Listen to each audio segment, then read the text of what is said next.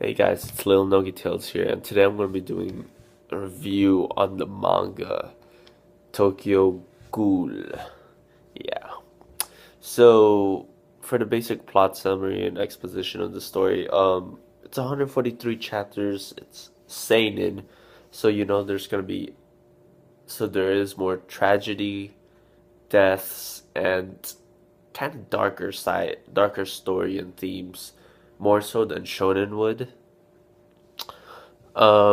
It's about basically a new race called ghouls that live within our world, and the thing with them is they talk like humans, they look like humans, they basically act like humans, except they can only their main diet is humans. They can't really eat any food with that humans can, I mean, excuse me, and coffee for some reason. So their diet is humans and coffee. And they're also very more powerful and have more skills than humans have in terms of power. And the only reason that they're being suppressed and forced to kind of go undercover as humans is they're outnumbered. And there's an organization that's pretty powerful that's kind of keeping them in check. And our main character is basically thrust between these two worlds of humans and ghouls as he goes through an accident that forces him to have surgery that basically makes him part ghoul. He starts off human, but he becomes part ghoul through the surgery, and after that, his life kind of takes a wild turn, and he sees the darker side of Tokyo. Tokyo Ghoul. That's where it takes place. Living as a ghoul, how it is, the struggles that they go through, and such. And it's just basically his development as a character throughout the story. Now, there is an anime with 12 episodes in the first season, and there's going to be a second season on January 1st. I still really enjoyed it, but I would suggest reading the manga first since it covers more. In the anime, it's really rushed, as in they tried to cover too much with too little time, and there's also the problem with censorship. But yeah, it was still visually appealing, but I think the rush, the way it's rushed, it kind of butchered some of the character developments and the characters, especially the main character. They make him look stupid, more stupid than he actually is. But I'd suggest it after, if you want to see it anyway, because I thought it was visually appealing and the plot was intriguing enough to get me to read the manga. But I'd suggest the manga. Then, if you want, watch the anime, and wait for season two on January 1st. Okay, let's get on to the good points. The first major good point I want to talk about is the characters develop a lot, especially the main character throughout all the arcs, and he's actually become one of my favorite main characters in manga and anime. But it's not just, just him alone. Other characters throughout the stories, they develop a lot from different factions. And I say factions as in different sides. Our main character is kind of he gets he kind of runs becomes a part of this faction which is basically ghouls trying to live peacefully with humans. They have to do what they have to do to survive, but they don't want to cause any more harm. They just want to live in harmony with humans, basically.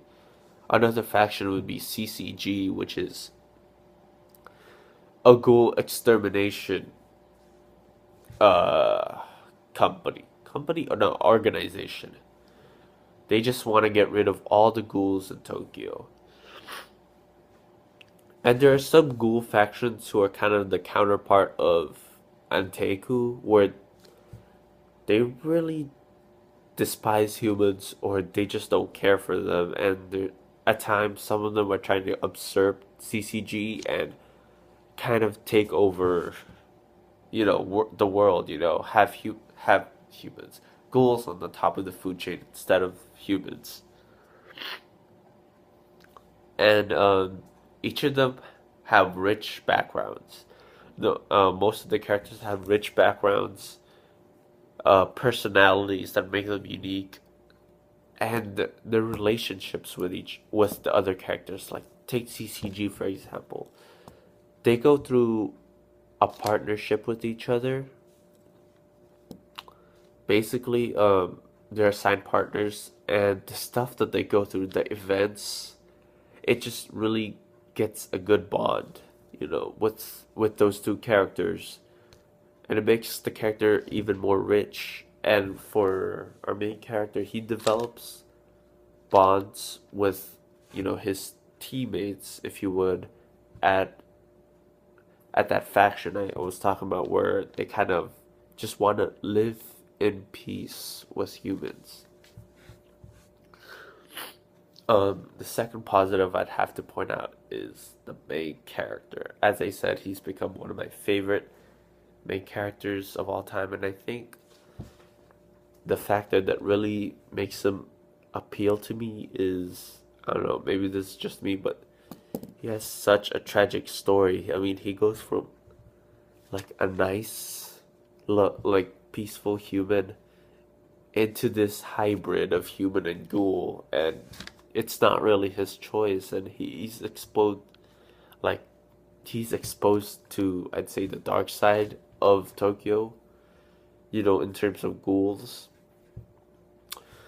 Oh man, and the stuff that he goes through, his development, finish, and there's a major transition within the series. Those, especially the transition, was amazing in terms of his character. We also get more background from him, so he's really well developed and really rich.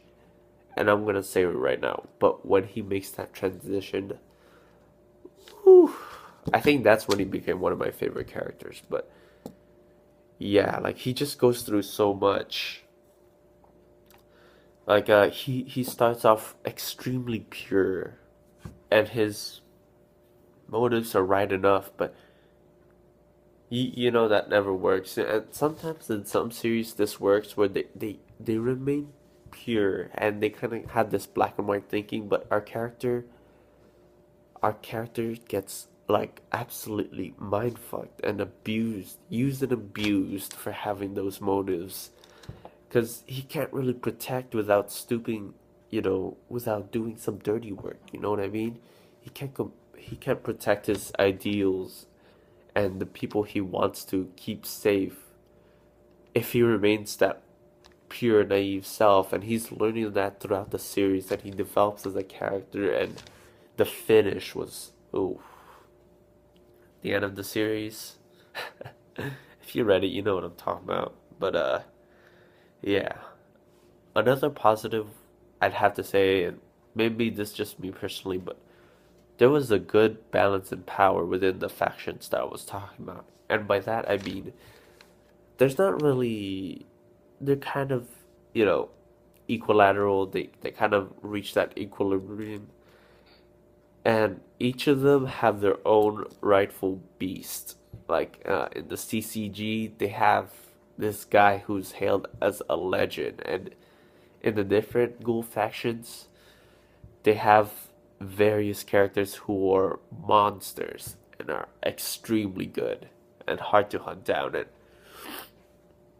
it just keeps it really interesting, knowing that there's a big balance. It keeps the fights more interesting. It keeps, their interactions interesting. And Antego has some pretty beast characters too, but it just keeps it well.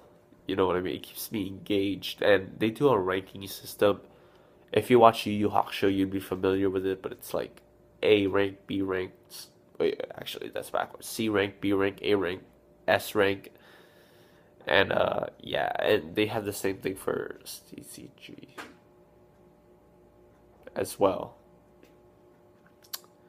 Um, Another positive would have to be the plot. It's really engaging, and throughout the arcs, it keeps me interesting. I watched the anime first, so I kind of knew the plot, so I went through the first slowly. But as soon as our main character hits that transition, it just got crazy, and I was just hooked.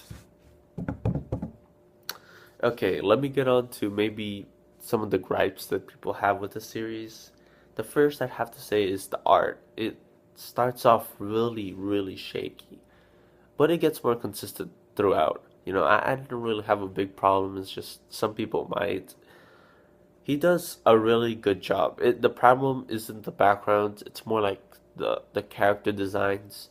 It can be inconsistent sometimes. The facial expression, sometimes the hands, the proportion isn't right, and it seems like their hands are 3 times bigger than their head. Stuff like that. But if you don't mind it too much, I don't think you really have too much of a problem. Also, the ending was pretty controversial since it was so mind blowing and really a mind fuck, and it had a lot of loose ends. But I didn't really mind since there's a sequel called Tokyo Ghoul Re, so I'm not really mad. But for people who who read this without knowing there's a sequel, they were outraged since there was so much loose ends. But that's not really a major issue, but I'm just saying, some people don't like mindfuck endings. And yeah, I think that's it. There's also a little problem with how sometimes they kind of build the character's death, but he lives on. I don't have too much of a problem with it. It's just sometimes I felt like it'd be better if they died. They have the whole speech, they have the moment, and the characters who love that character kind of they transition so much as a character that it's kind of a shame that he's alive again. I mean, I know it sounds weird, but I I'd say it's better off dead. But I wasn't that mad since it didn't happen that many times. But I think that's it. Yeah, that's it for my video recommendation of Tokyo Ghoul. I'd highly recommend you guys check this out. Give it a few chapters since the first, I'd say 6 chapters, the art is really shaky, so it might be hard to get into. Give it 10 chapters or so, and I think you'd be hooked. And if you have watched the anime, I suggest reading this too, since it covers so much.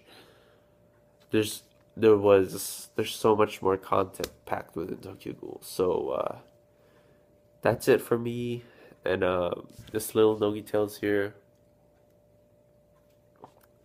Thanks for watching and bye.